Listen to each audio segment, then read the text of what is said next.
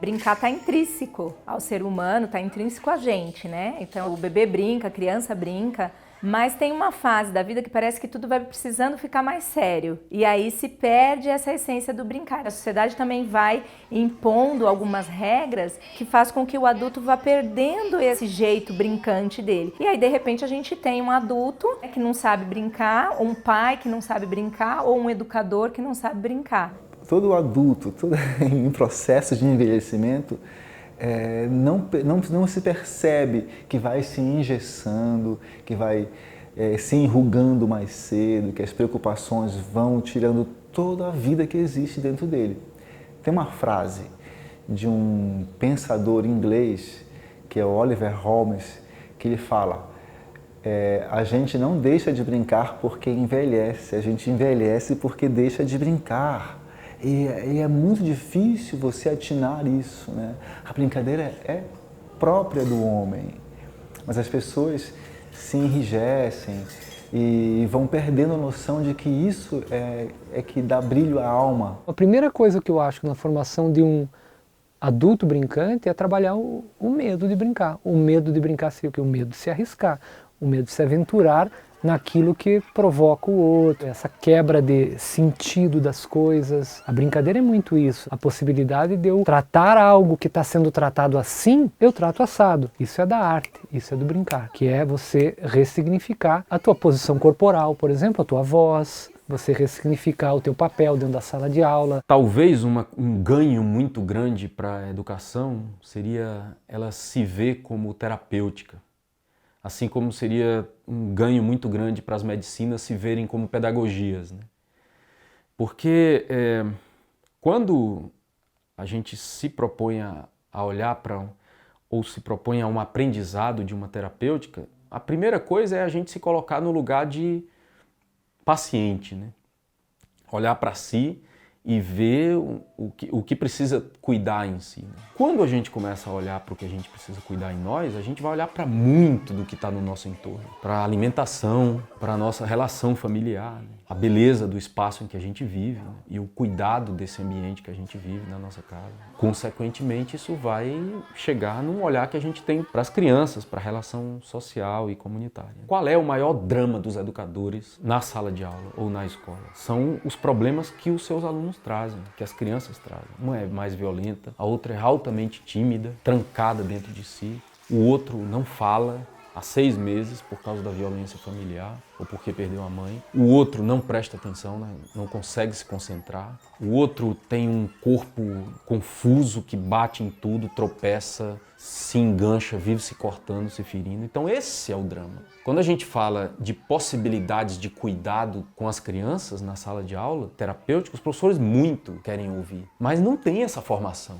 A formação pedagógica passa longe disso. A primeira coisa que eu faço quando eu vou discutir um pouco brincar com um adulto e que a gente fala, o adulto tem que ser brincante, o educador tem que estar ali junto com a criança, sentar no chão, rolar, essa coisa toda. Ninguém vai fazer isso do nada, né? Pediram para você esquecer o que era brincar durante um tempão para você ser sério. E aí, de repente, você tem que sair rolando, né? Não é assim que a coisa acontece. Então, para mim, é uma conexão com essa criança que você tem aí dentro de você, uma criança interior.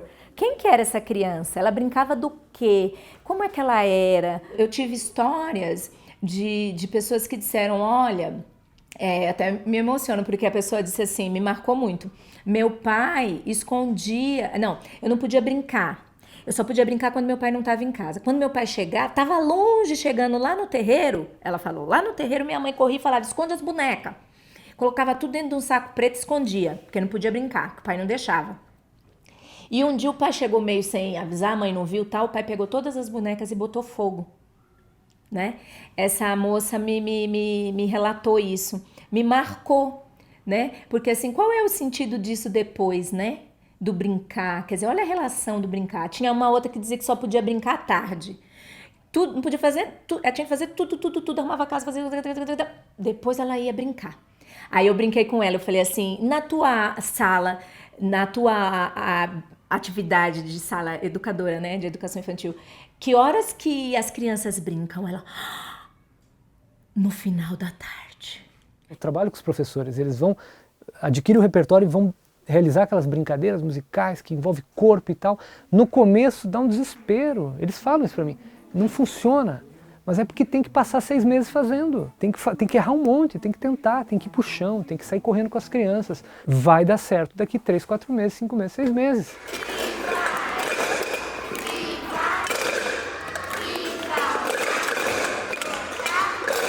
A gente dizia durante muito tempo que adulto tem que brincar com criança. Brincar com criança é, prof, me ajuda, balança pra mim?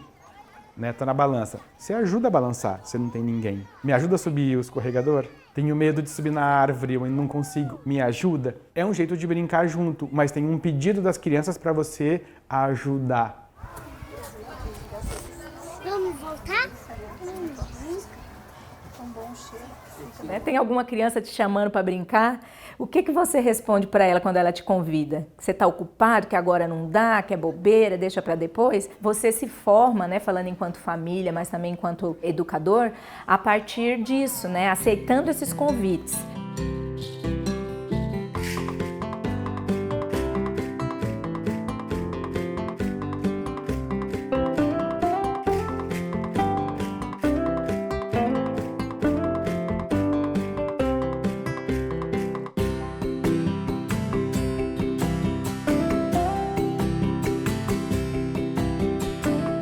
Um adulto brincante, ele tem mais condições de dar garantias para que esse direito ao brincar se efetive, porque ele está próximo do que está acontecendo com as crianças. Não é porque tem um pátio, tem 10 minutos para correr, que a gente vai ter toda a condição que esse direito se efetive. A gente aprende muito sobre as crianças quando presta atenção no jeito como elas brincam. Hora de pátio é uma hora de trabalho da professora. O que ela pode ver quando as crianças estão brincando? Quem brinca com quem? São sempre as mesmas crianças que estão juntas ou essas crianças trocam de parceria? São da mesma idade, são mais novas, são mais velhas, num pátio que tem crianças de idades distintas? Quem está sozinho? Quando eu digo essas coisas, é numa perspectiva sempre de o que é que se repete. É uma situação, é um momento em que você pode conhecer muito sobre as crianças. Quem brinca do quê? Durante quanto tempo?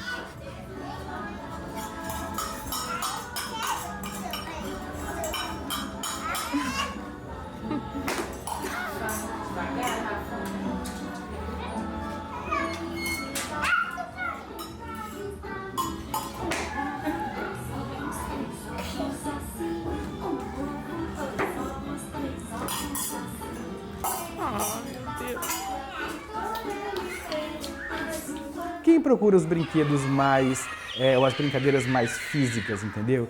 Quem procura as brincadeiras mais contemplativas, as brincadeiras mais de conversar, as brincadeiras mais de faz de conta? Tem menina com menino? Tem menina só de um lado ou menino só de outro? Tem brincadeiras que entre eles são só de meninas e só de meninos? Tudo isso uma professora pode investigar durante o pátio e isso ajuda muito a continuar planejando o trabalho. A gente precisa ser educado por eles, antes de tudo, né? Os professores precisam falar as línguas das crianças para entender esse mundo em que elas vão querer viver. Brincar intergeracional tem um elemento que é o elemento de respeitar as diferentes fases da vida, né? E respeitar o idoso, respeitar a criança, todos como sujeitos de direito. Porque brincando ali, né, então às vezes um vô, uma avó, um tio, né, mais velho, você resgata jeitos de brincar, brincadeiras, músicas, né, as cantigas, coisas que em geral poderiam ficar esquecidas. Um adulto brincar, resgatar isso no adulto, tem a ver com a própria questão da felicidade, né, da forma como a gente busca ser e estar no mundo. Né? Então, um adulto feliz é um adulto que faz as coisas de uma forma mais prazerosa, ele se sente mais pleno. E a criança se envolve com a brincadeira ao máximo, enquanto que o adulto, o ser humano adulto já media a brincadeira entre o lazer e o trabalho, o ócio e já não consegue se deixar envolver 100% com a atividade do brincar, e a criança consegue. A brincadeira é a coisa mais séria que a criança faz.